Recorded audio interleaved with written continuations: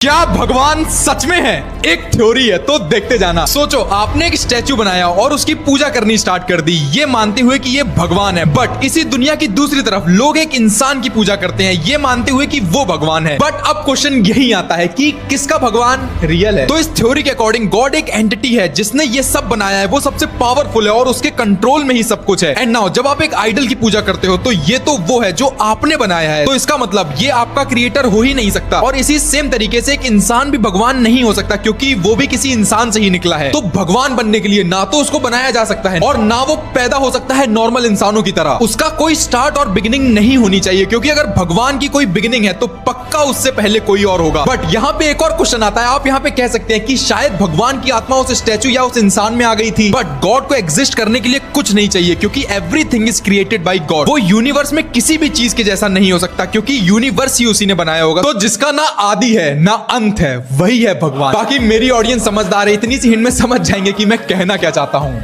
बाकी ऐसे कंटेंट के लिए मुझे फॉलो कर लीजिए। कुल हुवल्लाहु अहद है नबी, तुम फरमाओ, ऐलान कर दो, वो अल्लाह, वो यकता है, अकेला नहीं, यूनिक, जिसकी कोई एग्जांपल नहीं है। अकेले तो और भी बहुत है, मोहम्मद रसूलुल्लाह भी तो अकेले ही है ना, एक ही है ना जिनको इमाम कायनात बनाया गया है। मकाम शबाद एक ही बंदे को दिया गया ना, अकेले तो वो भी हैं। ठीक है, हजरत ईसा अलैहिस्सलाम अकेले ही है ना, हजरत आदम अलैहिस्सलाम बगैर बाप और मां से पैदा होने वाले अकेले ही है ना। अकेले तो बहुत लोग हैं, लेकिन यकता, जिसकी कोई मिसाल नहीं बयान कर सकता, यूनिक, वो अल्लाह है। अल्लाह समद, अल्लाह बेनियाज है। लम यलिद वलम यूलद,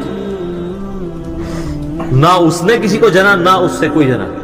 वलम यकुल लहू कुफुवन अहद, और उसके मुकाबले का, उसकी टक्कर का कोई एक भी नहीं, वो ही वो।